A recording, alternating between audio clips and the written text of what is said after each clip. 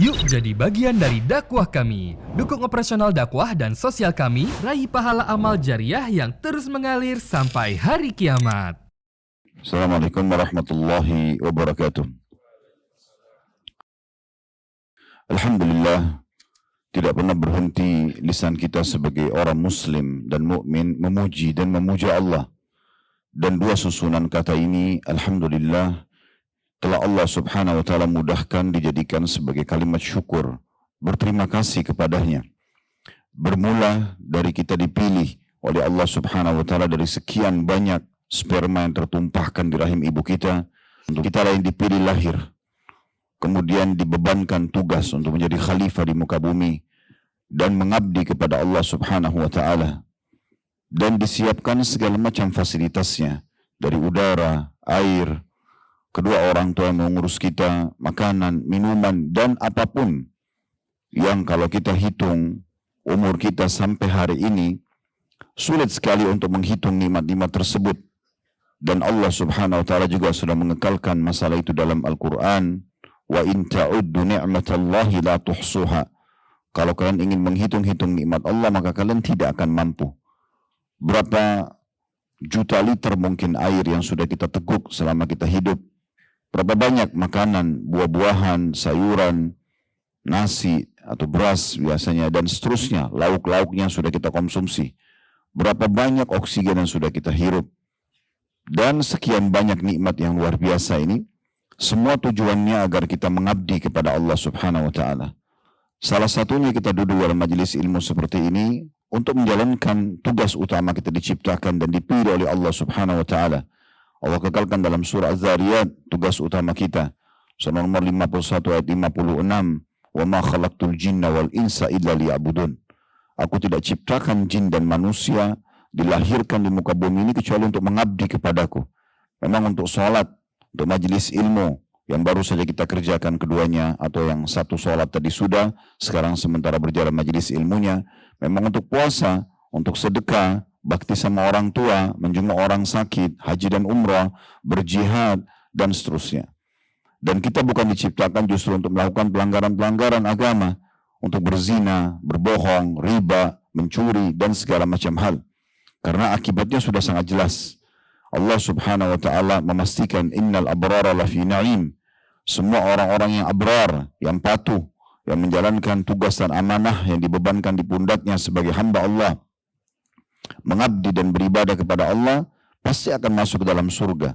Wa innal fujjara lafi jahim. Dan semua yang membangkang melakukan maksiat, tidak sempat tobat sebelum meninggal, maka pasti akan masuk ke dalam api neraka. Tugas kita ini harus selalu kita jaga dan kita emban dengan sepenuh tenaga kita, karena memang itu tujuan kita diciptakan. Dan Allah memerintahkan kita agar jangan meninggal kecuali dalam keadaan agama atau menganut agama yang mulia ini. Wala tamutunna illa wa antum muslimun. Maka jaga benar-benar nikmat ini teman-teman sekalian, termasuk dengan kita duduk dalam majelis ilmu seperti ini, karena tujuannya justru untuk menambah iman kita kepada Allah subhanahu wa ta'ala, yang dengannya, dengan iman tersebut kita makin rajin beribadah, menjalankan perintah-perintah Allah dan menjauhi larangan-larangannya. Alhamdulillah atas nikmat ini. Selanjutnya kita panjatkan salam hormat kita kepada manusia yang paling pantas untuk dihormati, diidolakan, dijadikan sebagai suri tauladan karena kesempurnaan nasab, fisik, akhlak, ilmu, iman, semua ada padanya. Dan Allah subhanahu wa ta'ala menutup risala langit dengannya. Tidak ada manusia yang lebih baik daripada manusia ini. Bahkan beliau menjadi pemimpin anak Adam di dunia dan juga di akhirat tentunya.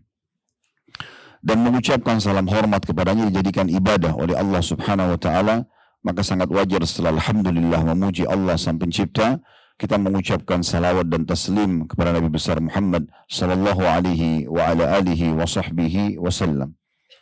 Seperti biasa, bila Allah azza wa jalla memudahkan kita untuk bertemu lagi dan masih diberikan kesempatan untuk melanjutkan bedah buku kita 80 langkah cerdas agar selamat dari siksa neraka yang ditulis oleh Syekh Mahmud Al-Misri hafidhahullah, dan kita sudah menyelesaikan sampai langkah ke-31 pada pertemuan kita yang lalu, yaitu kita bagaimana sering berlindung kepada Allah subhanahu wa ta'ala dari api neraka. Mengulang-ulangi minimal 3 kali dalam sehari dan bisa lebih dari itu. Ada riwayat 3 kali, ada riwayat 7 kali. Begitu juga memohon kepada Allah Subhanahu wa taala agar dimasukkan ke dalam surga, bisa minimal sehari 3 kali atau bisa lebih dari itu. Karena riwayat ada 3 dan 7 kali.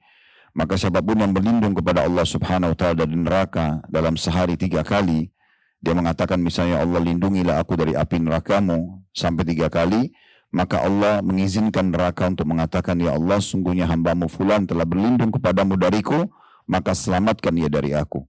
Begitu juga pada saat seorang hamba memohon agar masuk ke dalam surga, maka surga pun diizinkan oleh Allah Subhanahu wa taala untuk mengucapkan, ya Allah, sungguhnya hambamu fulan telah memohon agar dimasukkan ke dalamku, maka masukkanlah ia ke dalamku. Dan ini sudah panjang lebar kita jelaskan pada pertemuan kita yang lalu di langkah ke-31. Kesempatan ini insya Allah kita akan masuk langkah ke-32, langkah cerdas yang menurut Syekh Mahmud Al-Misri hafizahullah untuk menyelamatkan diri dari api neraka, yaitu 3 rumah di surga. Begitu judulnya. Akan lebih jelas nanti pada saat kita membaca dalilnya. Rasulullah sallallahu alaihi wasallam bersabda, "Ana za'imun liman amana bi wa aslama wa hajara bi baitin fi rabadil jannah wa baitin fi wasatil jannah wa baitin fi a'la ghurafil jannah wa ana za'imun liman amana bi wa aslama wa jahada fi sabilillah bi baitin fi rabadil jannah wa bi baitin fi wasatil jannah wa bi baitin fi a'la ghurafil jannah man fa'ala dhalika falan yadha lil khairi matlaba wala min asy-syarri mahraba yamutu haitsu syaa ay yamuta."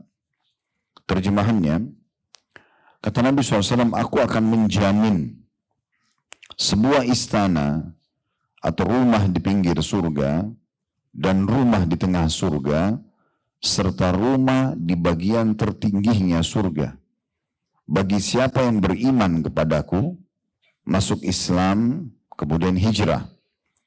Aku juga akan menjamin sebuah rumah di pinggir surga, di tengah surga, dan rumah di bagian tertinggi surga bagi siapa yang beriman kepadaku, masuk Islam, dan berjihad di jalan Allah. Siapa yang melakukan hal itu, lalu dia senantiasa meraih peluang kebaikan dan senantiasa menjaga diri dari peluang keburukan, maka silahkan dia mati di mana dia hendak mati. Ada footnote di bawah, hadits ini diriwayatkan oleh An-Nasai dan juga Al-Hakim. Dan hadits ini disahihkan oleh Syekh Albani dalam Sahihul Jami' di nomor 1465. Seperti biasa metode yang kami gunakan, kita akan coba korek mutiara ilmu dari hadits ini dulu, baru kemudian kita panjang lebar masuk ke masalah syarah tambahan informasi yang perlu Bapak Ibu bawa pulang sebagai oleh-oleh dari majelis ilmu kita tentunya. Di sini tentunya dimaksud adalah oleh-oleh adalah ilmunya yang bisa menambah iman kita dan mendongkrak diri kita agar selalu mau lebih semangat beribadah kepada Allah Subhanahu wa taala. Pelajaran pertama, adanya jaminan dari Nabi SAW, dan jaminan dari Nabi SAW beda dengan jaminan umumnya manusia. Artinya kalau Nabi SAW yang menjamin, pasti tidak ada keraguan dalam masalah itu. Karena wa ma yantiqu 'anil hawa in huwa illa wahyun yuha. Allah menyebutkan ciri Nabi Muhammad sallallahu alaihi wasallam, dia tidak pernah berbicara sesuai dengan hawa nafsunya, tapi dia menyampaikan wahyu yang diwahyukan kepadanya. Nabi SAW menjamin karena Allah mengizinkan beliau untuk menjaminnya. Dan jaminan ini sebuah pelajaran tersendiri. Oleh karena itu seorang muslim dan mukmin harus jeli. Kalau mendapatkan dalil seperti ini, maka dia segera mengejar apa yang kira-kira dijaminkan oleh Nabi SAW. Pelajaran yang kedua, surga itu punya tingkatan-tingkatan. Ada level yang paling bawah, ada yang pertengahan, ada yang paling atas. Dan orang-orang mukmin bisa mendapatkan istana di semua level itu. Tergantung daripada kadar keikhlasan dan bagaimana banyaknya dia memarketingkan ibadah tersebut, serta juga bagaimana dia mengemasnya dengan kemasan yang terbaik. Kalau tadi kita sholat, Kita tahu ini perintah Allah Subhanahu wa taala, wajib sholat duhur. Tapi tidak bisa kita samakan balasan pahala setiap orang di antara kita. Walaupun sebenarnya semua sudah memenuhi syarat-syaratnya. Sudah wudhu, hadap kiblat, tutup aurat, takbiratul ihram sampai salam, semua gerakan dan bacaannya sudah benar. Tapi kita sulit untuk menerka siapa di antara kita yang paling khusyuk, siapa yang paling ikhlas. Nanti itu akan membedakan derajat kita. Balasan dari amal tersebut, makin kita khusyuk, makin kita konsentrasi, makin kita ikhlas, ya. Makin kita datang di awal waktu, beda dengan tentunya orang yang datang masbuk 1 rakaat atau 2 rakaat misalnya, maka makin besar pahalanya. Makanya Nabi SAW menjamin, mengatakan, saya menjamin ada orang yang bisa mendapatkan istana di tempat terendahnya surga, ada yang di tengah surga, ada yang di tempat tertingginya surga. Namun Nabi sebutkan jaminan ini adalah untuk orang yang beriman kepadaku, masuk Islam dan berhijrah. Hampir semua sahabat yang tinggal di Mekah di masa hidupnya Nabi SAW itu hijrah ke Madinah. Karena pada masa itu hukum hijrah ke Madinah wajib. Kecuali bagi orang yang tidak mampu untuk melakukan perjalanan. Ada sebagian orang, para wanita, orang-orang tua, anak kecil, waktu diwajibkan hijrah, mereka nggak bisa hijrah ke Madinah karena mereka tidak mampu melakukan itu. Itu dimaafkan oleh Allah SWT. Tapi bagi kaum laki-laki yang punya kemampuan atau kaum wanita juga punya kemampuan, maka wajib untuk hijrah. Di sini jaminan Nabi SAW, kenapa dikatakan di awal, di tengah, dan di tempat tertinggi surga? Karena walaupun sama-sama beriman pada risalah Nabi SAW, masuk Islam dan hijrah, tapi beda mereka dari sisi keikhlasan tadi. Tidak bisa kita samakan. Ada orang yang tulus sekali, ada orang yang mungkin sedang-sedang saja, ada mungkin yang rendah ketulusannya. Juga beda dari sisi tadi saya bilang, memarketingkan ibadah itu. Misal tadi, Anda waktu mau sholat duhur di sini atau hadir dalam majelis ilmu ini, azan, ya udah wudhu, nafsi-nafsi sendiri-sendiri saja. Wudhu, datang, sholat. Ya udah yang penting saya sudah jalankan kewajiban. Ini nggak bisa kita samakan Bapak Ibu sekalian pahalanya dengan orang yang mungkin setengah jam sebelum duhur tadi dia udah sibuk sampaikan ke teman-temannya. Dia marketingkan sholat itu. Ayo duhur sebentar lagi yuk kita sholat yuk. Abu Hurairah radhiyallahu anhu itu sebelum waktu sholat tiba beliau keliling kota Madinah. Keluar sebelum waktu duhur, waktunya yang cukup lama. Beliau keluar keliling. Ketuk-ketukin rumah temannya, tetangganya, ayo sholat, sampai dia mutar, tiba di Masjid Nabawi, sudah azan. Sehingga dia mendapatkan pahala langkah yang cukup banyak, sekaligus juga mengajak orang-orang. Kalau dari 100 orang yang kita ajak di grup, kita ingatkan misalnya grup keluarga, atau grup kantor, kerja, 10 orang aja yang ikut, maka berarti kita akan panen pahala mereka. Andai kita diberikan pahala 100 pahala sholat tadi, misal angka 100 cuma perumpamaan, kita diberikan 100 pahala sholat tadi, maka kita akan mendapatkan pahala 1000 sholat yang lain dari 10 orang teman kita yang kita sempat marketingkan tadi. Atau kita ajak mereka untuk mengerjakan sholat. Kalau mereka masing-masing dikasih 100 pahala, kali 10, maka kita akan diberikan nilai 10 atau 100 setiap orangnya tadi, kali 10 berarti 1000. Kita mendapatkan 1100 pahala. Ini kan akan membedakan pahala dengan orang yang hanya ibadah sendiri. Begitu juga dengan yang ketiga, pengemasan terhadap ibadah tersebut. Akan beda sekali pahalanya antara orang yang bangun sholat malam dengan dia terkaget. Lalu dia pikir, sudahlah saya terkaget jam 3:30 subuh, saya mau sholat aja. Dia tidak niat dari sebelum tidur. Kebetulan aja bangun.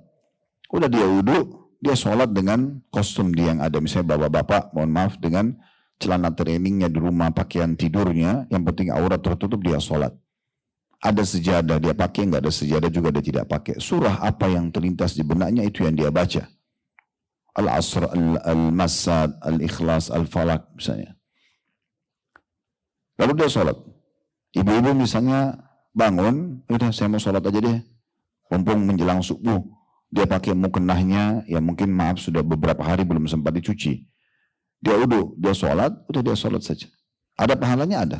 Berapa besarnya Allah lebih tahu. Tapi akan beda kalau orang itu mengemasnya. Dia sebelum tidur, dia niat dulu mau mengerjakan sholat malam.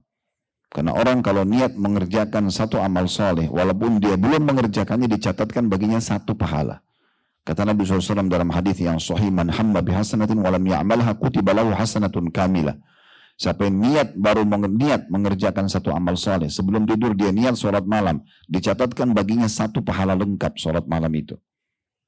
Dia niat sebelum keluar rumah mau sedekah, dicatatkan lengkap pahala sedekah tersebut. Misalnya dia niat mau sedekah nanti kalau ketemu fakir miskin, 10.000 rupiah per orang, saya sudah siapkan 100.000 untuk 10 orang misalnya. Walaupun dia belum sedekahkan, dapat satu pahalanya. Dia niat, nanti saya akan sholat tepat waktu. Dia niat, nanti saya akan silaturahim keluarga. Saya akan jenguk orang sakit. Saya akan hadir majelis ilmu. Niat ini sudah berikan pahala. Fa'in amilaha kutiba lahu asyru adha'afiha. Kalau dia kerjakan apa yang dia niatkan, tadi dia mau tidur, dia niat sholat malam. Terus dia bangun, dia kerjakan. Kalau dia seperti ini, dia kemas dengan niat dulu sebelum tidur, kemudian baru dia sholat malamnya, maka dicatatkan baginya 10 kali lipat pahala tersebut. Ila sab'amiyya di'fin ila adha'afin katsira, kata Nabi SAW. Bahkan bisa sampai 700 kali lipat dan kelipatan-kelipatan yang banyak. Nah ini kemasannya. Beda juga. Selain niat, dia udah siapin baju kokoh yang bagus, atau gamisnya kalau bapak-bapak, sudah disemprotin parfum, sejadahnya sudah ditata, sudah disiapin sejadah yang mau dipakai, dia sudah tentukan surah apa yang dia mau baca nanti sholat malam, ibu-ibu sudah siapkan mukenahnya yang paling bersih, sejadahnya juga yang bersih, mungkin sebagian kita ada yang mandi dulu, karena dia tahu dia ingin menghadap kepada Allah Subhanahu wa Ta'ala misalnya, maka semua ini kemasan. Dia juga tentukan surah-surah yang dia mau baca, itu akan lebih pahalanya dibandingkan tadi orang yang hanya sekedar terbangun, lalu dia sholat apa adanya. Nah ini semua nanti akan membedakan balasan. Membedakan balasan. Nah ini yang dimaksudkan. Makanya di sini ada jaminan dari Nabi SAW. Ada istana di pinggir surga, atau maksudnya di bagian terbawah surga, di pertengahan dan paling tingginya. Bagi orang yang beriman kepadaku, masuk Islam dan berhijrah. Padahal waktu itu sahabat umumnya beriman pada Nabi SAW. Mereka masuk Islam dan mereka hijrah. Tapi ternyata level mereka berbeda-beda. Ada yang mendapatkan di pinggir surga atau di bawahnya surga. Ada yang di tengah, ada yang di paling tinggi. Tergantung daripada tadi hal-hal yang sudah kami sebutkan. Kemudian pelajaran yang ketiga, adanya juga jaminan Nabi SAW bagi orang yang beriman pada beliau, kemudian masuk Islam dan berjihad. Kalau tadi bagian pertama itu hijrah. Kalau bagian yang kedua ini, jaminan Nabi SAW selain beriman dan masuk Islam adalah mereka jihad di jalan Allah. Berperang. Sebagaimana para sahabat contohkan ridwanullahi alaihim, begitu mereka hijrah ke Madinah, ya, tahun kedua, awal tahun kedua Hijriyah, pasnya di bulan Ramadan, terjadilah perang pertama dalam Islam yang dikenal dengan Perang Badr. Perang Badr. Nah itu semua umumnya sahabat, ya, bukan umumnya ya, tapi banyak di antara sahabat yang ikut waktu itu kurang lebih jumlahnya 314 orang ikut berperang. Karena Nabi SAW belum mewajibkan jihad waktu itu. Beda dengan perang Uhud yang diwajibkan, begitu juga dengan perang Khandaq, perang Tabuk, semua itu diwajibkan oleh Nabi SAW bagi para sahabat di masa itu. Intinya mereka yang beriman pada Nabi SAW, mereka masuk Islam dan mereka berjihad juga setelah itu, maka ini juga punya keutamaan, dapat jaminan sama. Bisa di pinggiran surga atau di bagian bawah surga, bisa di pertengahan, bisa di akhir atau paling tingginya. Dan ini tadi saya sudah jelaskan, tergantung daripada kadar keikhlasan dia, tergantung bagaimana dia menawarkan dan juga mengajak orang lain untuk mengerjakan ibadah yang sama dan bagaimana dia mengemasnya.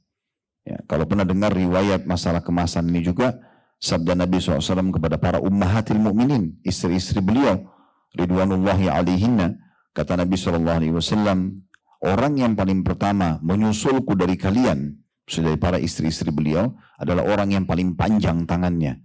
Kata Aisyah radhiyallahu anha, setelah Nabi SAW meninggal, kami para istri-istri Nabi kalau ketemu, kami selalu mengukur siapa di antara kami yang paling panjang tangannya. Karena mereka menangkapnya itu panjang tangannya lebih panjang dari satu sama yang lain.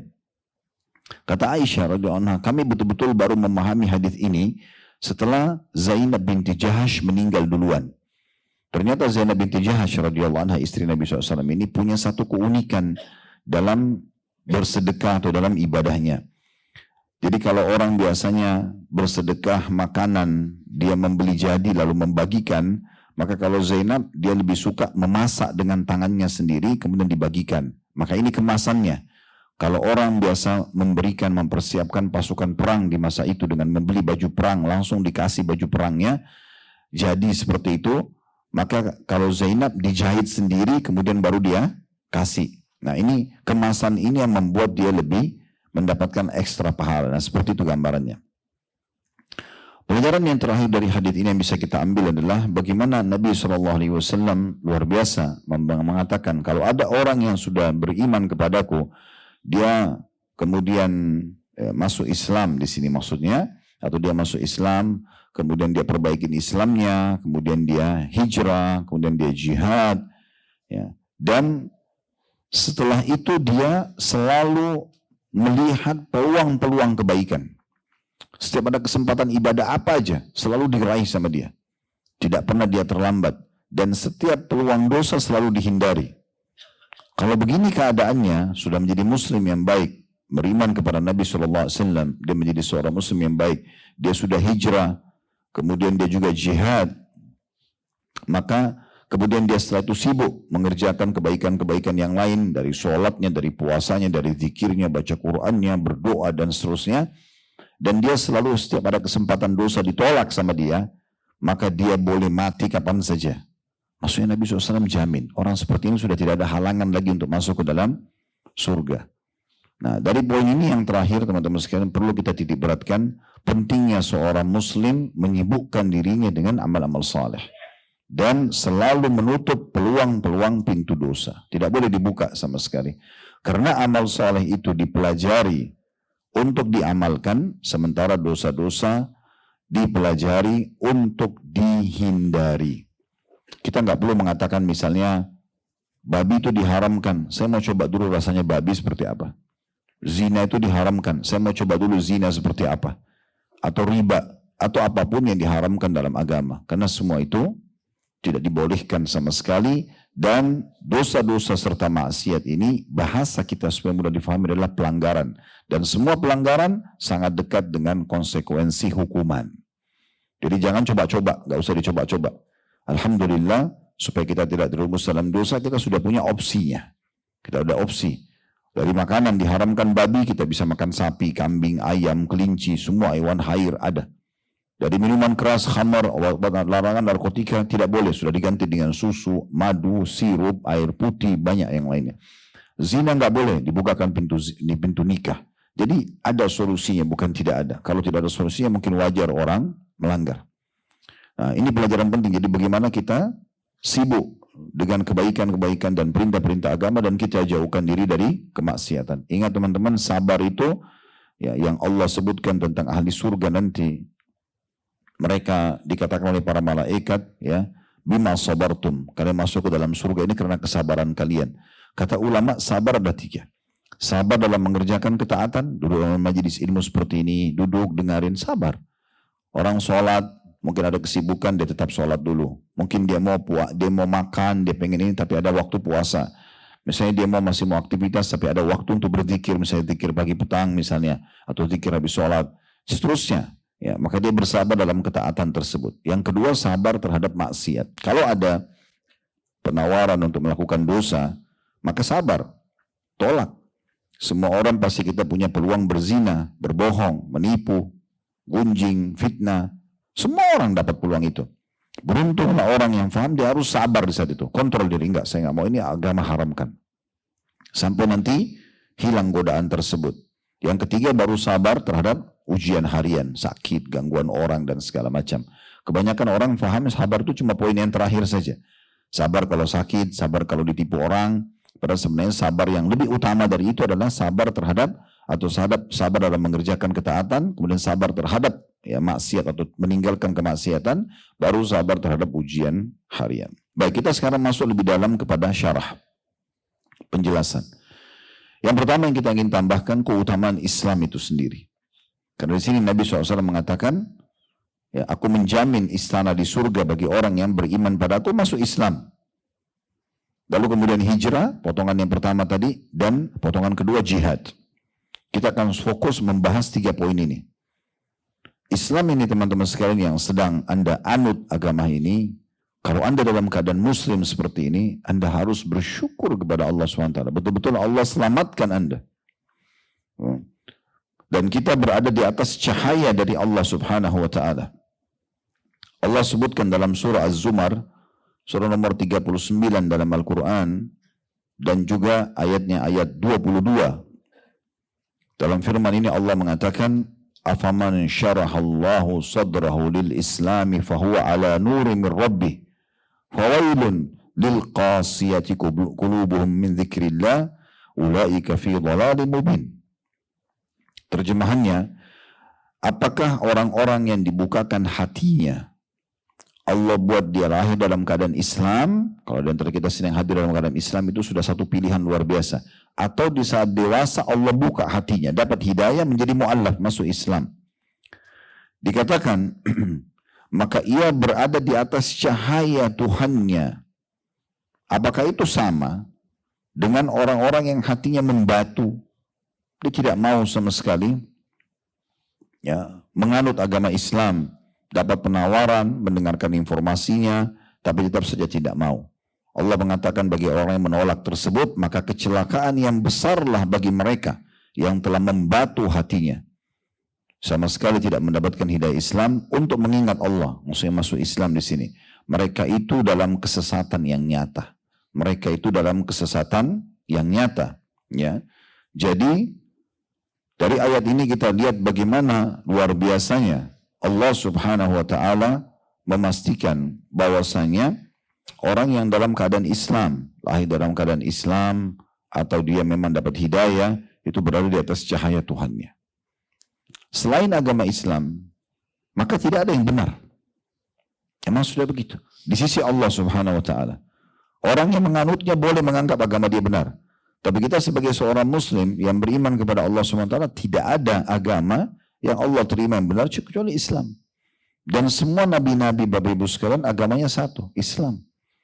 Sebagai seorang Muslim kita yakin Nabi Isa alaihissalam Muslim, Nabi Musa adalah Muslim. Kita tidak kenal namanya agama Yahudi, agama Nasrani, dan agama kita. Semua nabi-nabi itu agamanya satu. Ya. Makanya Allah Subhanahu wa ta'ala tekankan dalam surah Al-Imran. Al-Imran, Al artinya keluarga. Imran ini ayahnya Maryam. Kakeknya Nabi Isa alaihissalam itu Al-Imran. Imran adalah orang soleh dari Bani Israel. Maka Allah namakan surah nomor 3 dalam Al-Quran surah Al-Imran.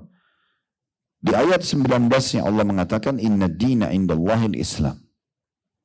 Surah nomor 3 ayat 19, sesungguhnya agama di sisi Allah hanya Islam. Maknanya tidak ada agama lain. Semua nabi-nabi itu agamanya satu, Muslim. Dari Nabi Adam sampai Nabi Muhammad alaihi wassalatu wassalam. Nanti yang berbeda hanya di syariatnya saja. Jadi agama yang kita anut ini bukan agama baru. Ini agama semua nabi-nabi. Bukan agamanya Nabi Muhammad sendiri sallallahu alaihi wasallam, tapi agama semua nabi-nabi. Di ayat 85-nya Allah menekankan lagi, masih sama surah Al-Imran, tadi ayat 19, ini ayat 85-nya, wa may yabtaghi ghairal islami dinan fala yuqbala min wa huwa fil akhirati minal khasirin. Siapa yang coba-coba milih selain Islam sebagai agamanya tidak akan diterima darinya. Dan dia termasuk orang yang rugi pada hari kiamat. Nabi Muhammad SAW mengatakan dalam sebuah hadis yang sahih, perumpamaan aku dengan nabi-nabi sebelumku, semua nabi-nabi, ibarat seperti bangunan yang sangat mewah, bagus sekali, dikelilingi oleh orang-orang. Dan orang-orang yang kelilingi itu terkagum-kagum dengan bangunan tersebut. Itu Nabi bilang perumpamaan beliau sama semua nabi-nabi. Perlu Bapak Ibu tahu Allah mengutus 124.000 nabi. 124.000 nabi, diantaranya 313 rasul. Ada riwayat yang mengatakan 315 rasul. Rasul lebih sedikit, nabi lebih banyak. Kalau nabi itu hanya mengingatkan kaumnya apa yang disampaikan oleh nabi atau rasul sebelumnya. Dia tidak bawa syariat baru. Kalau Rasul membawa syariat baru menghapus syariat sebelumnya. Tapi mereka tetap agamanya Islam. Sebagai contoh, Waktu datang Nabi Isa alaihissalam, Nabi Isa seorang rasul.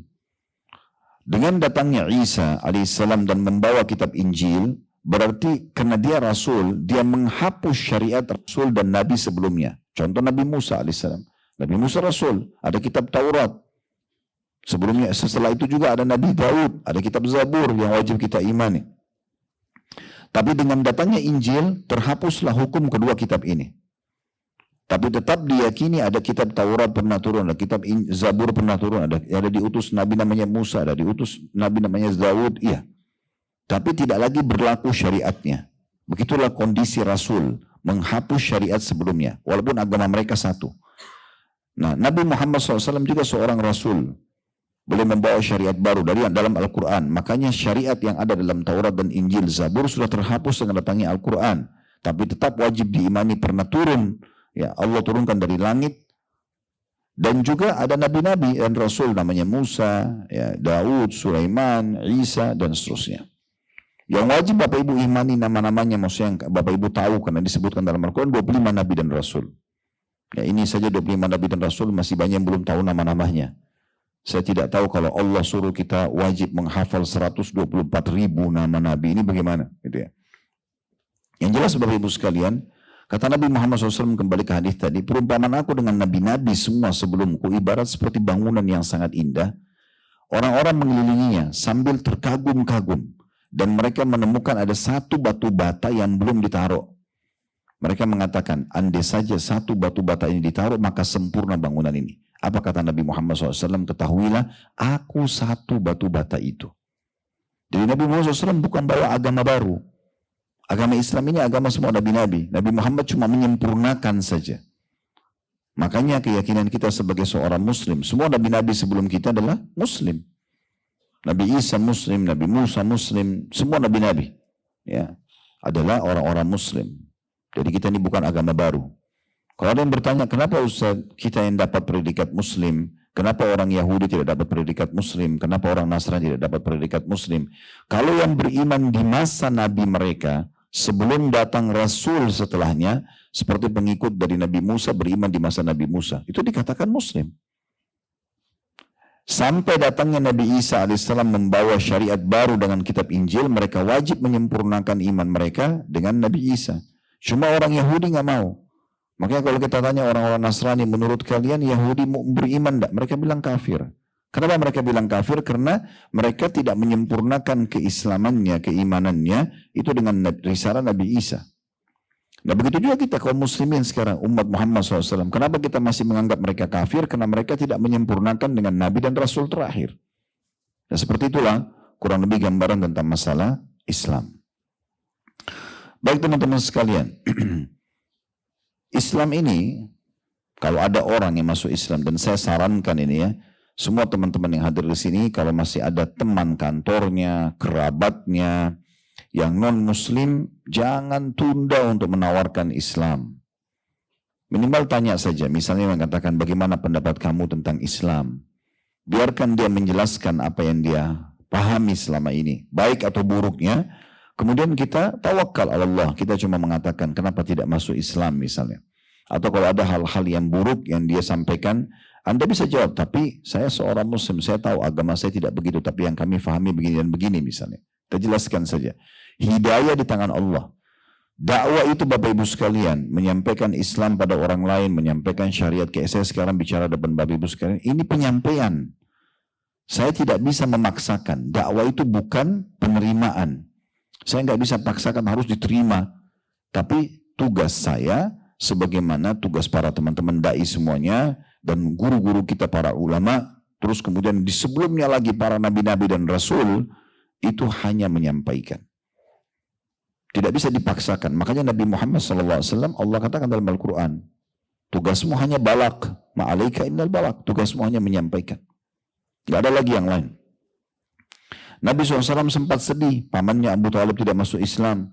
Allah tegur, Allah mengatakan, innaka la tahdi man ahbabt, walakin Allah yahdi ma yasha.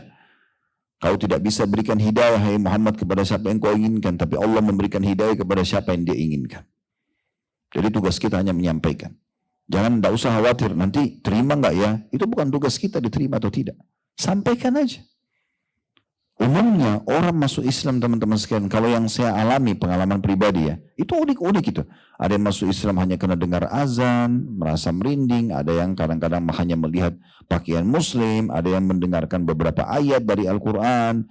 Ada aneh gitu, kadang bagi kita mungkin seorang muslim biasa aja. Ini sini anehnya positif ya. Artinya mungkin bagi kita kok bisa sih sebab hidayah, tapi memang sudah seperti itu. Kita tiap hari dengar azan, kita nggak merinding, biasa aja.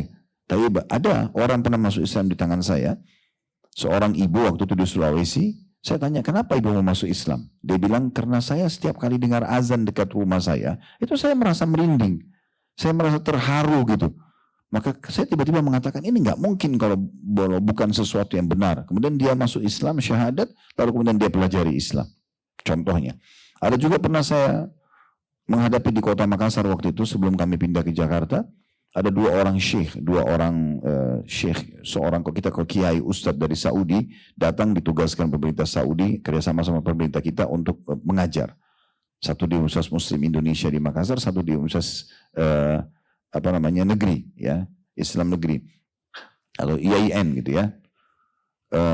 Yang jelas teman-teman sekalian, mereka ini tiba-tiba telepon saya, dua orang syekh ini, karena saya punya persahabatan sama mereka. Hari tolong kesini, ada orang mau masuk Islam.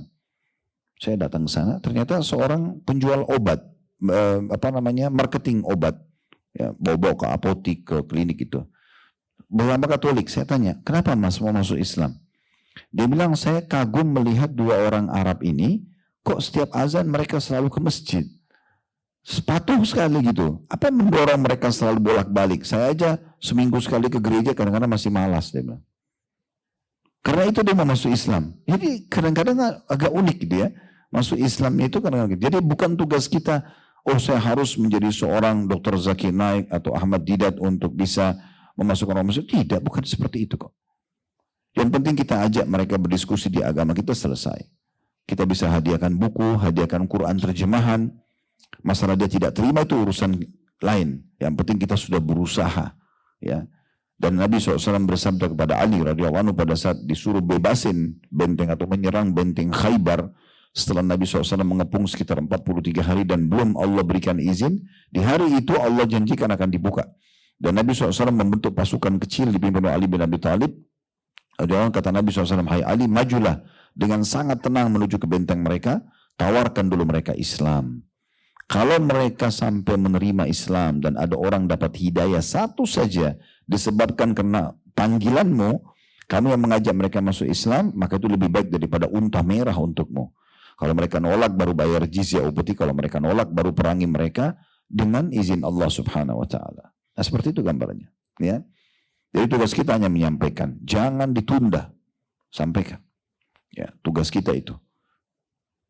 Kemudian selanjutnya kita perlu menyampaikan, kalau Bapak Ibu mau mengajak mereka lebih jauh memahami Islam, maka yang paling baik supaya orang mau bergabung dengan kita kerja misalnya atau bisnis, tentu yang kita sampaikan apa yang mereka dapatkan, benefitnya apa. Yang pertama, Bapak Ibu sekalian bisa menyampaikan ke mereka, kalau siapapun yang masuk Islam, itu akan dimaafkan semua kesalahan-kesalahan mereka yang lalu. Kalaupun ada dosa-dosa mereka yang lalu dimaafkan.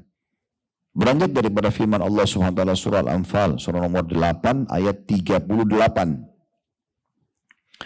Bunyinya Allah SWT berfirman, dan ayat ini sudah turun dari 1400 tahun yang lalu. Akan sama hukumnya. Al-Anfal surah nomor 8 ayat 38. Qul lilladina kafaru iyantahu yukfar lahum ma qad salaf wa iyaudu faqad madat sunnatul awwalin. Katakan hai Muhammad kepada orang-orang kafir itu. Tentu di sini ayatnya tadinya turun kepada Abu Sufyan dan teman-temannya. Waktu itu Abu Sufyan belum masuk Islam, gitu ya. Tapi berlaku untuk semua orang yang belum masuk Islam. Jika mereka berhenti dari kekafirannya, masuk Islam, niscaya Allah akan mengampuni dosa-dosa mereka yang telah lalu.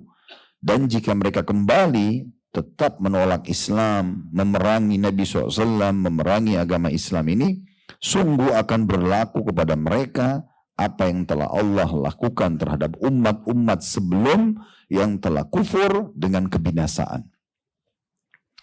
Amr bin As radhiyallahu anhu, sahabat Nabi yang mulia ini, waktu dia mau masuk Islam, dia mengatakan, menceritakan dirinya dalam sebuah riwayat yang sahih. Falamma ja'alallahu al-islam fi qalbi.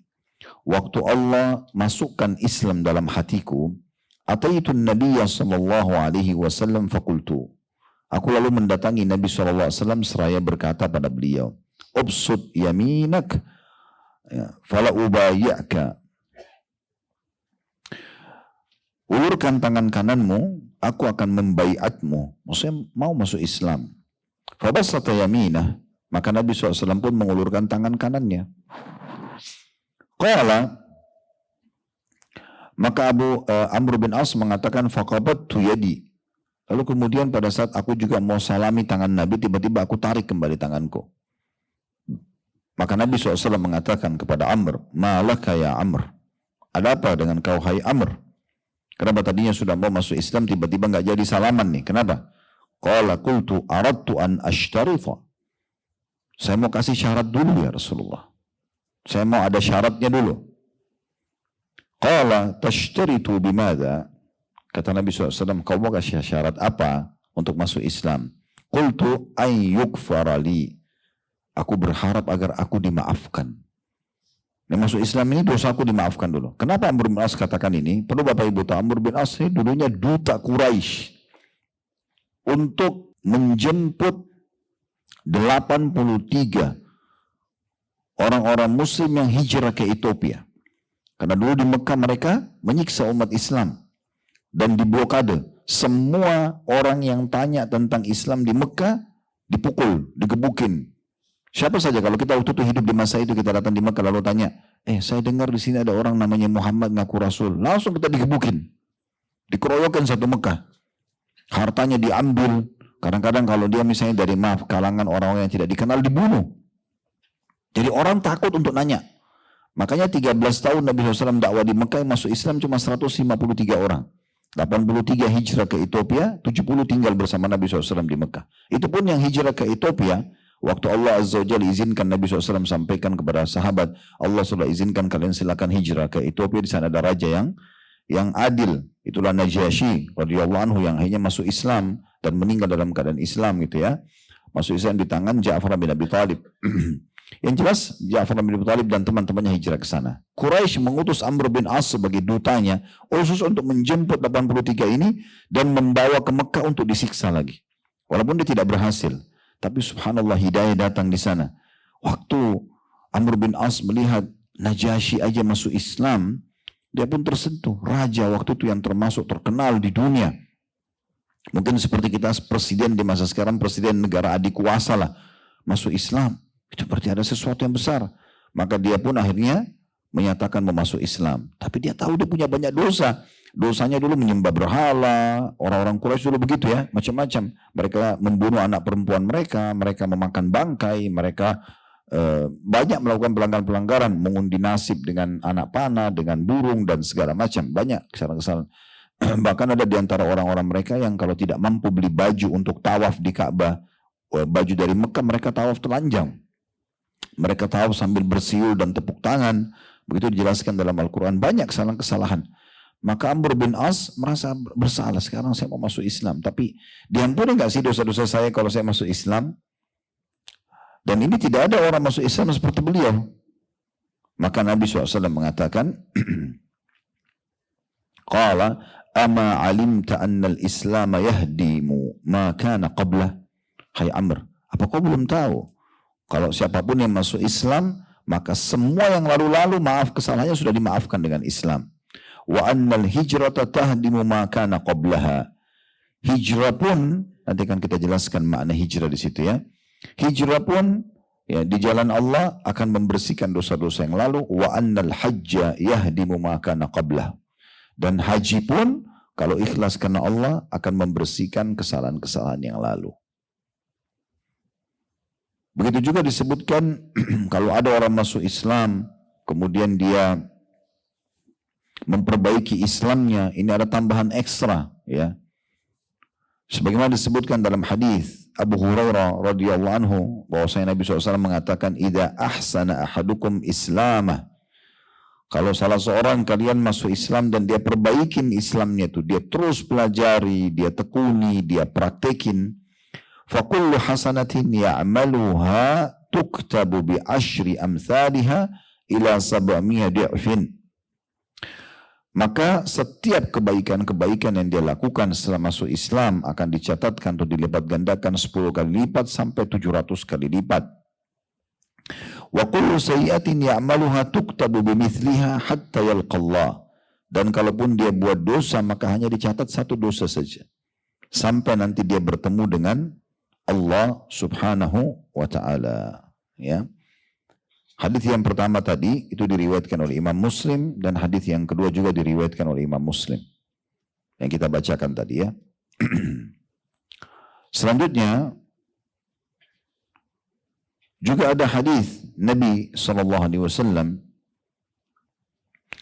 yang memberikan berita gembira kepada orang-orang yang baru masuk Islam. Ini hadis sahih riwayat Bukhari. Ini juga Anda bisa sampaikan kepada teman-teman atau kerabat non-Muslim itu, ya.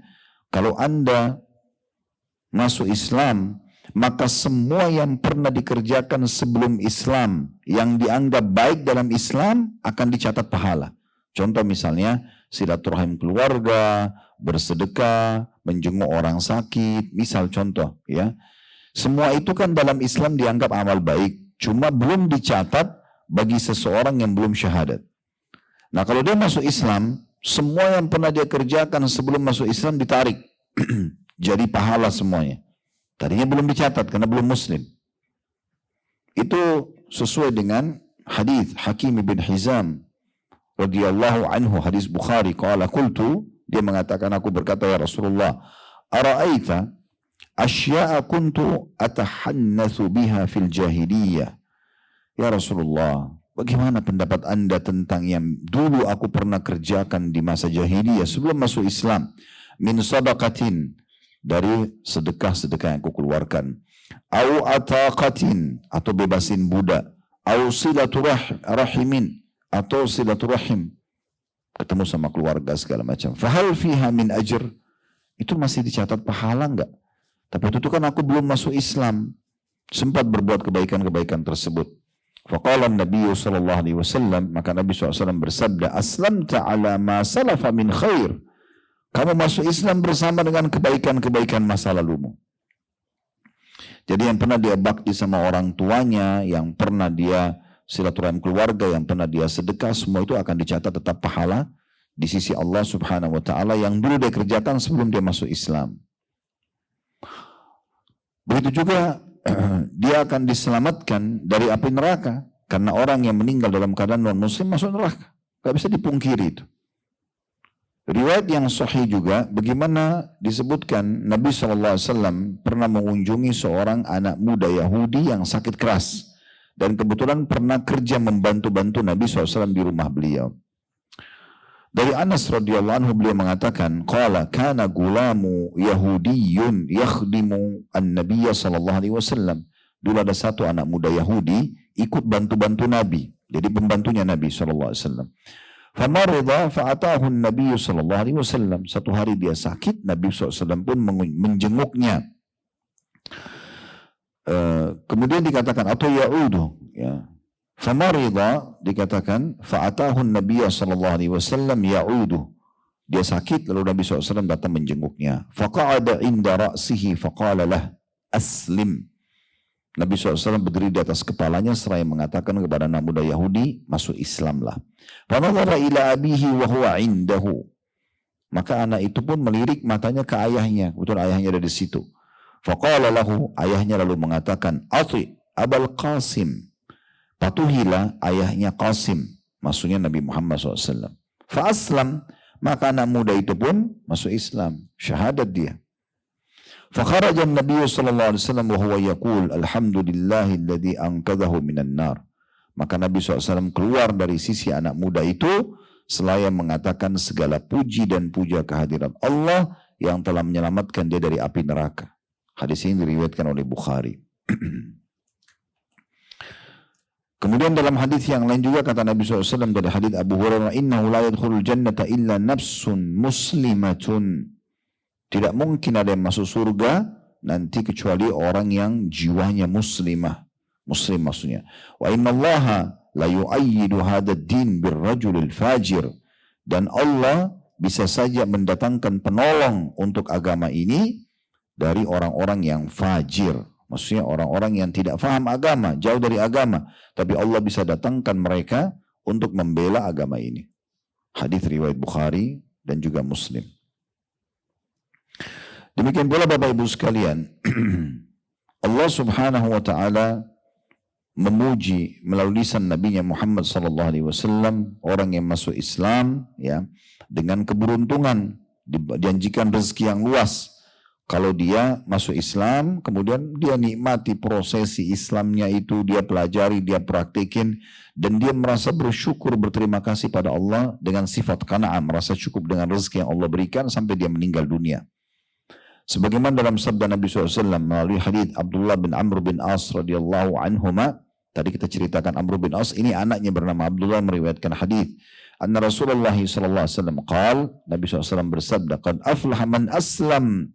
Sungguh beruntung orang yang sudah masuk Islam atau lahir dalam keadaan Islam. Waruzika kafafan, dan dia diberikan ya rezeki yang cukup. Wa qanna'ahu Allahu bima atah, dan Allah memberikan sifat qanaah, merasa cukup dengan apa yang Allah telah berikan kepada dia. Ya, hadis ini diriwayatkan oleh Imam Muslim dalam kitab zakat. Jadi banyak sekali yang bisa didapatkan teman-teman sekalian, yang bisa kita sampaikan ke teman-teman kita orang non Muslim. Begitu juga kalau ada rumah rumah orang Arab atau rumah orang non Arab, ya biasa disebutkan dengan ajam dalam istilah bahasa Arab. Kalau mereka rumah-rumahnya itu adalah rumah-rumah orang beragama Islam, berarti kalau mereka dalam keadaan Muslim, Allah inginkan kebaikan buat mereka. Disebutkan dalam sebuah hadis juga, kata Nabi SAW, ayyuma ahli baitin minal arabi wal ajami aradallahu bihim khaira adkhala alaihimul islam thumma taqa'ul fitanu ka'annahal dhulal. Rumah manapun atau setiap rumah yang Allah inginkan kebaikan baginya, baik itu orang Arab atau orang non-Arab ajam, jika Allah menghendaki kebaikan, maka Allah akan memberikan hidayah mereka masuk Islam. Lalu kemudian fitnah bisa saja terjadi setelah itu. Maksudnya bisa saja nanti dia terjerumus dalam dosa lagi kalau dia tidak mengontrol imannya dan amal solehnya. Nah seperti itulah.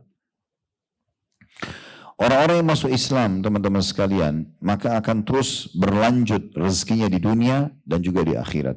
Kalau orang-orang yang tidak masuk Islam dalam kondisi kafir, maka dipastikan mereka dalam kondisi ya, semua kebaikan yang dianggap baik, tanda kutip dalam agama Allah, kayak silaturahim keluarga, kayak jenguk orang sakit, kayak bersedekah misalnya, yang dia kerjakan tapi dia tidak masuk Islam, itu akan dihabiskan di dunia, tidak akan dibawa ke akhirat. Kalau orang-orang Muslim itu akan dibawa seterusnya sampai ke akhirat. Disebutkan dalam hadis Nabi SAW bersabda, Inna Allah la yadhlimu mu'minan hasanah. Allah tidak akan mendalimi orang mukmin dengan pahala atau kebaikan yang dia lakukan. Yu'ta biha fid dunya wa yujza biha fil akhirah. Allah kasih balasannya di dunia, kesehatan, ketentraman jiwa, kebahagiaan dan seterusnya. Dan di akhirat juga akan tetap dibalas. Bukan berarti kalau kita sholat, kita puasa, dikasih kebaikan di dunia, kesehatan, kekuatan, segala macam. Lalu di akhirat tidak dapat, tidak. Dunia akhirat dapat. Wa ammal kafir. Tapi orang kalau dalam kondisi kafir, fayut'amu bihasanati ma amila biha. Dia akan dikasih di dunia saja. Dari silaturahim keluarganya, bakti orang tuanya, sedekahnya. Karena dalam agama Allah itu dianggap baik. Tapi karena dia belum muslim, tidak dibawa ke akhirat. Dihabiskan di dunia. Allah akan kasih, ya. Dikatakan wa ammal kafir wa yut'am bihasanati ma amila biha lillahi fid dunya. Yang dia kerjakan di dunia akan dikasih di dunia. Hatta idza afdha ila al-akhir lam yakun lahu hasanatun yujza biha. Sampai nanti kalau dia menuju ke akhirat tidak ada lagi pahala yang bisa dia dapatkan. Tidak ada lagi pahala yang bisa dia dapatkan. Dan sekian banyak tentunya teman-teman sekalian keutamaan Islam itu sendiri, ya, yang tidak bisa kita bahas semuanya dalam satu pertemuan seperti ini, ya. Yang kedua yang kita ingin titik beratkan yaitu tentang masalah hijrah. Dan hijrah itu sendiri, teman-teman sekalian, tentu kalau kita ingin bahas juga panjang sekali. Karena tadi kata Nabi SAW, siapa yang beriman kepadaku, kemudian masuk Islam, kemudian berhijrah. Itu di potongan pertama hadis yang dijanjikan istana di pinggir surga, di tengah dan di atasnya. Dan di potongan kedua, siapa yang beriman padaku, masuk Islam dan jihad. Tadi saya bilang kita akan bahas 3 hal. Tapi tentu saya akan ringkas-ringkaskan ya. Karena kalau kita ingin bahas ini, sebenarnya 3 hal ini 3 hal yang sangat panjang bahasan sendiri. Masalah Islam tadi sudah panjang lebar kita jelaskan, kemudian masalah hijrah dan juga masalah jihad. Kalau hijrah sendiri, makna hijrah itu, kalau menurut Imam Ar-Raghib Al-Asfahani, adalah keluar dari negara kafir ke negara iman. Siapapun muslim yang tidak bisa beribadah di satu negeri, di negara-negara orang kafir, maka tidak boleh mereka tinggal diam di sana. Mereka harusnya keluar, hijrah. Selama mereka punya kemampuan, wajib hukumnya. Ya, makanya kata Nabi SAW dalam hadis yang lain, ya, Ana bari'un mimman asya baina adhhuril musyrikin. Saya berlepas diri dengan orang yang tetap hidup sengaja memaksakan diri di tengah-tengah orang musyrik. Kecuali dia berada di satu negeri non-muslim, tapi dia bisa ibadah, dia bisa sebarin Islam, nggak ada masalah. Seperti teman-teman kita yang tinggal di Amerika, di Eropa, di Australia, mereka bisa berdakwah di sana, tidak ada masalah. Tapi kalau kita ditindas nggak bisa, nggak boleh. Seperti kasus teman-teman muslim dulu di masa Nabi SAW di Mekah. Ditindas. Kalau bapak ibu hidup dulu di masa itu di Mekah, itu kita kalau keluar di pinggir jalan, muslim di sana lagi dicambuk, yang muslim ini lagi dipukul, yang muslim ini lagi dibunuh. Itu Bilal ditaruh batu panas di dadanya oleh Umayyah bin Khalaf. Itu di pinggir jalan, di padang pasir. Khabbab bin Arad disiksa sampai bolong bagian belakangnya itu di pinggir jalan. Semua orang bisa lihat. Ya. Sumayyah radhiyallahu anha, wanita pertama syahid dalam Islam, dibunuh oleh Abu Jahal, ditusuk perutnya dengan tombak kecil, itu sampai dia mati syahid dalam Islam bersama suaminya Yasir, itu di depan pinggir jalan, semua orang lihat. Nabi SAW pun tidak bisa bantu mereka. Waktu Nabi lihat kondisi keluarganya Sumayyah dan Yasir, kata Nabi SAW, sabran ala Yasir fa inna mau'idakumul jannah. Sabarlah keluarganya Yasir, Allah akan balas kalian dengan surga. Gak bisa buat apa-apa, gak bisa ibadah. Nabi SAW kalau lagi tawaf dicaci maki, sholat depan Ka'bah diinjak batang leher beliau, dituangin kotoran unta, ganggu sekali. Akhirnya Allah izinkan hijrah. Hijrahlah ke kota Madinah. Nah, kalau kondisinya seperti itu umat Islam nggak boleh tinggal, ya. Mereka harus hijrah. Tapi kalau mereka masih bisa beribadah, bisa berdakwah, nggak ada masalah, gitu ya. Dan tentu kalau ada pilihannya tinggal di negeri Muslim atau tinggal di negeri kafir, kita tentu pilih negeri Muslim. Otomatis karena kita kayak di Indonesia misalnya, kita bisa dengar azan, kita bisa sholat setiap saat. Sekarang kita di Jakarta contohnya macet, sudah azan terdengar, bisa keluar dari tol, bisa mampir sholat, musola banyak, masjid banyak, mikrofonnya terdengar di mana-mana. Itu nikmat luar biasa. Kita bisa ibadah. Ramadan diiklankan, haji ada, pemerintah kita Muslim, alhamdulillah. Zakat bisa dikeluarkan, ada Basnas, pemerintah yang turun tangan, pemerintah juga punya program haji, memudahkan jemaah haji, ada yang disubsidi, kan gitu. Ramadan diiklankan, itu luar biasa. Ya, kita harusnya justru jangan tinggalkan negeri kita, harusnya gitu kan. Harusnya kita ada di sini, kita cintai negeri kita, kita jaga. Karena ini negara yang luar biasa. Allah sudah mudahkan kita untuk bisa menjalankan dan mengaplikasikan Islam. Saya ke Singapura, tetangga kita saja nggak kedengaran azan. Nggak boleh kedengaran, di dalam bisa. Jadi Muslim cuma tahu di masjid, waktu sore dia datang. Nanti dalam baru dia bisa dengar azan. Di Australia juga sama. Di beberapa tempat juga sama. Belum lagi kalau meninggal dunia, cari kuburan Islam susah banget. Ya. Hal-hal yang kecil, khitan aja, sunat, nggak boleh sunat di negara non Muslim itu, dianggap pelanggaran HAM itu, ya, nggak boleh. Ini Islam suruh perintahkan kita sunat, ya. Contoh, banyak hal-hal yang lain gitu ya. Baiklah, dalil tentang hijrah ini, kalau ada orang yang mau hijrah, maka Allah janjikan kepada mereka kelapangan hidup, rezeki, ketentraman jiwa, selamat dari gangguan-gangguan. Allah jamin asal dia mau hijrah karena Allah, pindah dari negeri yang dia susah ibadah ke negeri yang bisa beribadah. Itulah yang terjadi kepada para sahabat ridwanul alaihim pada saat mereka hijrah dari Mekah ke Madinah. Bilal itu dulu terhina sekali di Mekah radhiyallahu anhu. Begitu hijrah ke Madinah, sudah selesai urusannya. Ya, menjadi muadzinnya Nabi, menjadi orang yang kaya raya. Bilal termasuk mujahid dan kaya raya radhiyallahu anhu. Khabbab bin Arad, Abdullah bin Mas'ud. Abdullah bin Mas'ud bukan seorang budak, tapi beliau termasuk orang miskin di Mekah. Tapi setelah hijrah ke Madinah, Allah bukain pintu-pintu rezeki. Allah berfirman dalam surah An-Nisa, surah nomor 4 ayat 100. Ini dalilnya orang kalau hijrah maka akan mendapatkan rezeki dan kelapangan hidup. An-Nisa surah nomor 4 ayat 100. Wa may yuhajir fi sabilillahi yajid fil ardi mughagaman katsiran wa sa'ah. Ya. Yang artinya barang siapa yang berhijrah di jalan Allah, niscaya mereka mendapati di muka bumi itu tempat hijrah yang luas dan rezeki yang banyak. Lalu untuk apa menahan diri kita di tempat yang kita tidak bisa ibadah? Gitu kan? Di sini banyak perkataan ulama tentang dua hal yang dijanjikan ini. Muragaman dan sa'ah.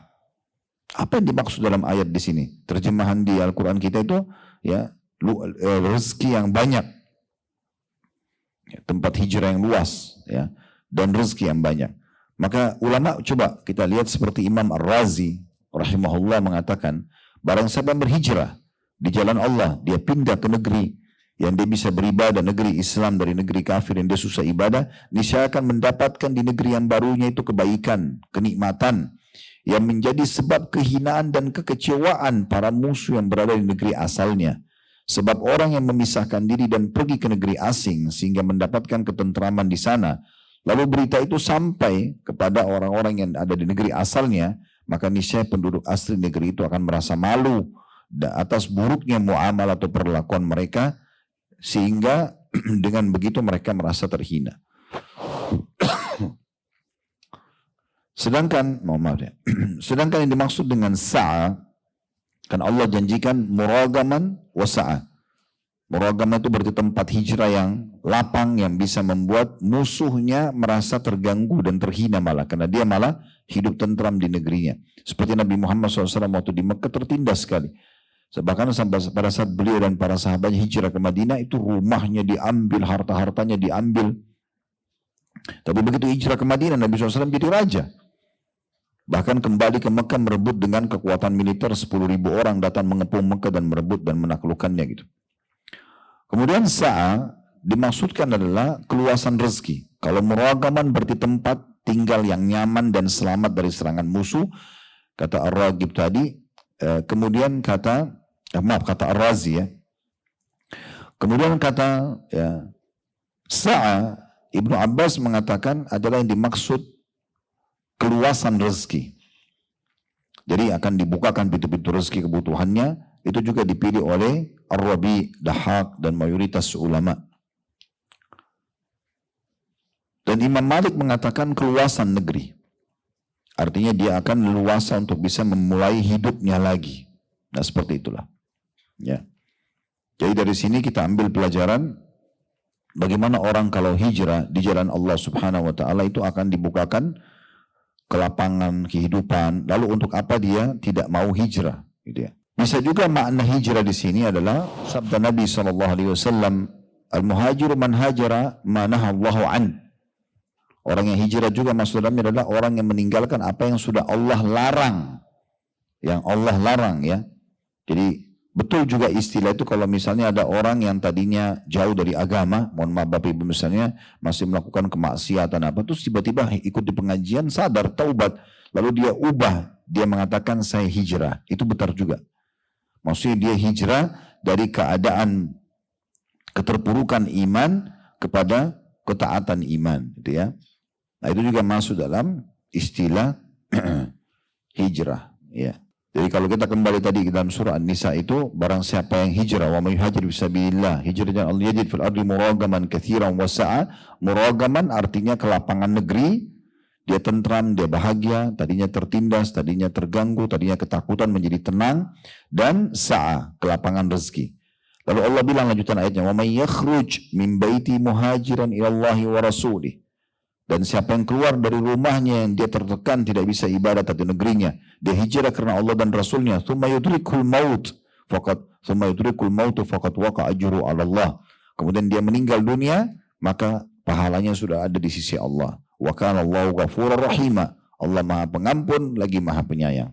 Jadi seperti itu gambaran tentang masalah hijrah. Tentu saya bilang tadi kalau kita ingin bahas ini panjang sekali. Tapi yang jelas itu makna hijrah yang sudah disampaikan, yang dimaksudkan oleh Nabi SAW. Sekarang kita masuk yang terakhir, masalah jihadnya. Karena ada juga jihad, tapi jihad ini panjang sekali bahasannya ya. Tapi saya ingin menyampaikan beberapa hal, karena Nabi SAW juga memotivasi ini, siapa yang beriman padaku masuk Islam lalu berjihad, maka dia akan mendapatkan juga istana di pinggir surga, di tengah surga atau di tertinggi surga. Dan saya bilang tadi ini sebabnya karena perbedaan niat mereka, ya, perbedaan kemasannya, perbedaan bagaimana mereka memasarkan atau menawarkan ibadah tersebut, ya. Baik. Allah Subhanahu wa taala menggabungkan teman-teman sekalian tentang masalah ya orang yang beriman, orang yang hijrah, orang yang berjihad ini dalam firman-Nya. 3 hal yang Nabi SAW sebutkan dalam hadis tadi ada disebutkan dalam Al-Quran. Tepatnya surah At-Taubah, surah nomor 9 ayat 20 sampai 22. Ini Allah gabungkan 3 hal yang kita sedang bahas. Orang yang masuk Islam atau beriman tadi, orang yang hijrah dan orang yang berjihad. Allah gabungkan semua 3-tiganya dalam surah At-Taubah, surah nomor 9 ayat 20 sampai 22. Bunyinya, alladzina amanu wa hajaru wa jahadu fi sabilillahi bi amwalihim wa anfusihim a'zamu darajatan 'indallahi wa ulaika humul faizun. Ini ayat 20-nya. Ayat 21-nya, yubashshiruhum rabbuhum bi rahmatin minhu wa ridwanin wa jannatin lahum fiha na'imun muqim. Ayat 22-nya, khalidina fiha abada innallaha 'indahu ajrun 'azim. Orang-orang yang beriman, ini tadi yang masuk Islam, kemudian berhijrah, pindah dari negeri kafir ke negeri yang orang beriman bisa beribadah, atau dia tinggalkan keterpurukan imannya jauh daripada ibadah, maksiat terus, kemudian dia taubat, dan juga orang-orang yang berjihad di jalan Allah dengan harta dan jiwa mereka. Jelas kata Allah, lebih tinggi derajatnya di sisi Allah. Dan itulah orang-orang yang mendapat kemenangan. Itu ayat 20-nya. Ayat 21-nya, Tuhan mereka, Allah Subhanahu wa taala, menyampaikan berita gembira kepada mereka dengan memberikan rahmat dari sisinya, keridhaan dan juga surga. Mereka memperoleh di dalamnya kesenangan yang kekal. Ayat 22-nya, mereka akan kekal di dalam kenikmatan tersebut selama-lamanya. Sesungguhnya di sisi Allah lah pahala yang sangat besar. Pahala yang sangat besar.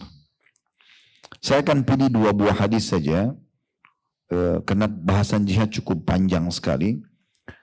2 buah hadis saya pilih dari keutamaan jihad, 2 buah hadis dari keutamaan orang yang ikut dalam mendukung jihad tersebut. Ya. Yang pertama tentang keutamaan jihad itu sendiri. Hadis yang sahih riwayat Bukhari Muslim dari hadis Abu Hurairah radhiyallahu anhu, bahwasanya Nabi SAW bersabda, "Mathalul mujahidi fisabilillah." Perumpamaan orang yang keluar berjihad di jalan Allah. Wallahu a'lamu biman yujahidu fi sabilih. Dan Allah lebih tahu siapa yang niat keluar jihad karena dia di jalannya, maksudnya di jalan Allah. Kamathalis sha'imil qa'im. Perumpamanya seperti orang yang puasa tidak berhenti dan sholat tidak berhenti. Wa tawakkalallahu lil mujahidi fi sabilihi bi annahu yatawaffahu an yudkhilahul jannah. Dan Allah menjanjikan orang yang keluar berjihad itu, mereka mati, kalau mereka mati mereka masuk surga. Aw yarji'ahu saliman ma ajrin aw ghanimatin. Atau dia pulang membawa pahala melimpah dan membawa harta rampasan perang. Di sini kita bisa lihat keutamaan orang yang berjihad dari mulai keluar, Bapak Ibu sekalian, dianggap dia sedang puasa sampai dia kembali. Dia 5 tahun, 1 tahun di medan jihad, pokoknya selama dia keluar seperti orang puasa non-stop, seperti orang sholat non-stop. Dan Allah janjikan dipilih siapa yang paling ikhlas, diwafatkan supaya masuk surga. Dan kalau dia pun pulang, dia bawa harta rampasan perang, atau dia membawa pahala yang melimpah. Itu hadis yang pertama.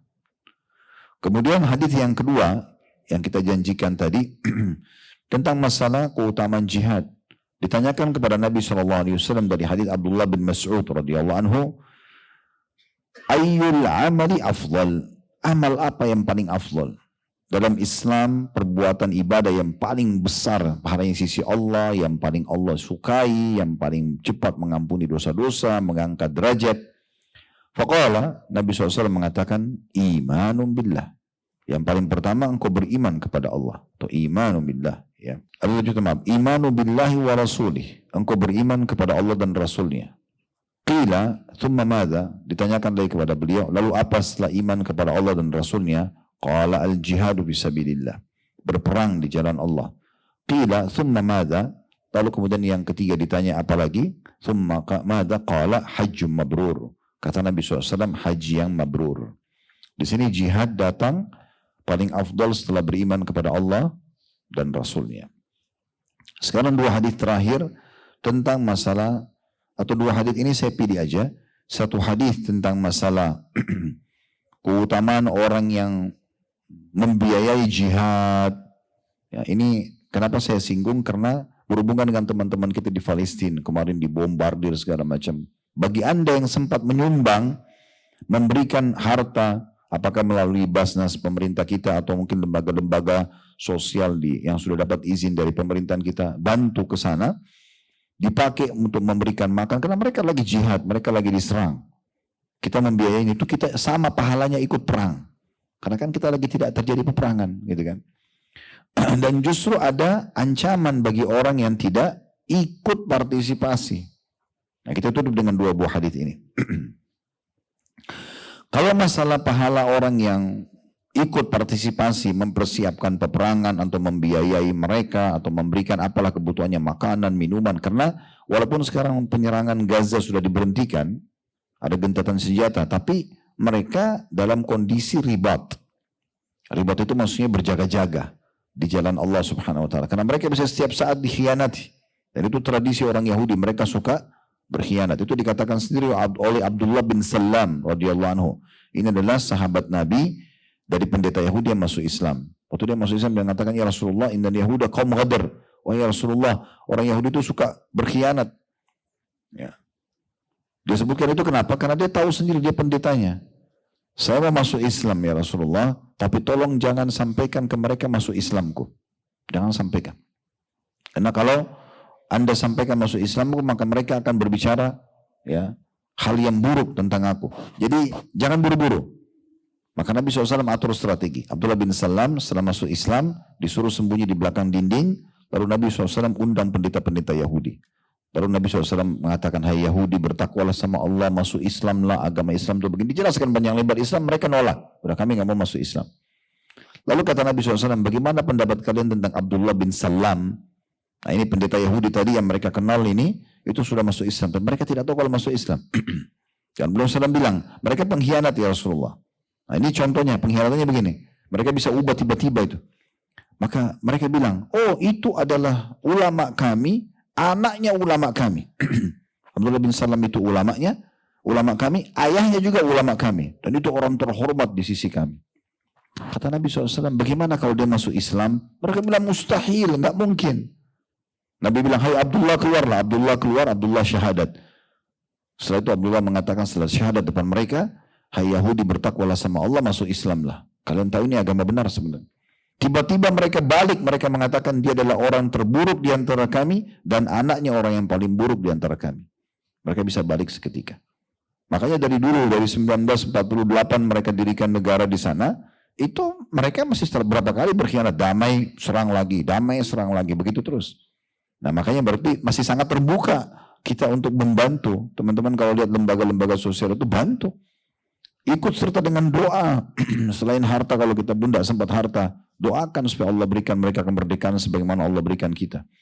Karena kata Nabi SAW dalam hadis Zaid bin Khalid radhiyallahu anhu, man jahaza ghaziyan fisabilillah faqad gaza.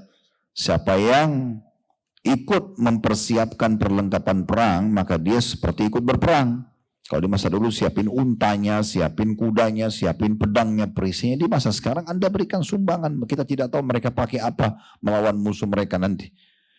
Wa man khalafa ghaziyan fi sabilillah bi khairin faqad gaza. Dan siapa yang menjadi penanggung jawab yang baik terhadap harta dan keluarga mujahid, maka juga ia sudah ikut berperang. Sekarang laki-lakinya ikut berperang lawan orang-orang penjajah misalnya. Kita kasih makanan istrinya, anaknya, kita kasih pakaian dari sumbangan yang kita kasih, juga dianggap kita sudah berperang.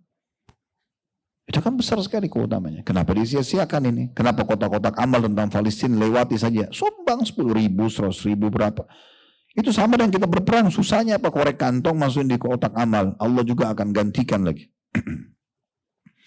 Hadis yang terakhir tentang ancaman justru sebaliknya. Kalau dia tidak mau tahu, masa bodoh, udahlah terserah, mau diperang, mau disiksa, mau di apa terserah, mau dibubarin, yang penting bukan saya. Nah, ini bahaya, ada ancamannya. Ini hadis yang sahih riwayat Abu Daud dan Ibnu Majah.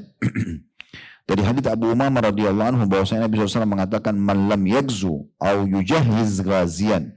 Siapa yang tidak pernah berperang, ada kesempatan perang tapi tidak mau ikut, enggan. Kalau kita kan memang lagi tidak ada peluangnya. Tapi kalau ada peluangnya kayak dulu kita dijajah oleh Jepang, Belanda kan pemerintah suruh ayo lawan, kita lawan, itu penjihad. Berarti syahid kalau udah ikhlas. Tapi sekarang tidak ada. Siapa yang ada kesempatan peluang tapi dia tidak pergi? Atau dia juga enggan untuk membekali orang yang pergi jihad, dia tidak mau tahu. Au yakhlufa ghazian fi ahlihi bi khair. Atau dia juga tidak mau urus keluarganya para mujahid. Enggak mau dia urus. Orang Palestina mau kelaparan, tidak pakai baju, terserah. Bukan saya, yang penting bukan saya, tidak mau tahu. Nyumbang nggak pernah. Bolak-balik di grup WA-nya datang sumbangan Palestina, tidak mau tahu. Kotak amal di masjid, tidak mau tahu. Teman-temannya aja, tidak mau tahu. Ini tidak mau tahu sama sekali. Apa yang terjadi? Dengar ancamannya. Asabahullahu biqari'atin qabla yaumil qiyamah. Allah akan mendatangkan bencana untuknya sebelum datang hari kiamat. Karena nggak mau tahu. Jadi kita kalau mau tahu, ikut pahala seperti mereka berjihad, walaupun kita tidak berjihad, tapi kalau kita tidak mau justru ada ancamannya. Itu saya bilang tadi teman-teman sekalian, kita kalau mau bahas bab ini panjang sekali. Ya, tapi subhanallah tiga-tiganya disebutkan dalam hadis maka kita membahasnya. Allahu a'lam. Ada benar dari Allah, sedangkan diambil dan diamalkan. Kalau salah dari saya, mohon dimaafkan dan saya beristighfar kepada Allah subhanahu wa ta'ala. Subhanakallahumma bihamdika asyhadu an la ilaha illa anta astaghfiruka wa atubu ilaik. Wassalamualaikum warahmatullahi wabarakatuh.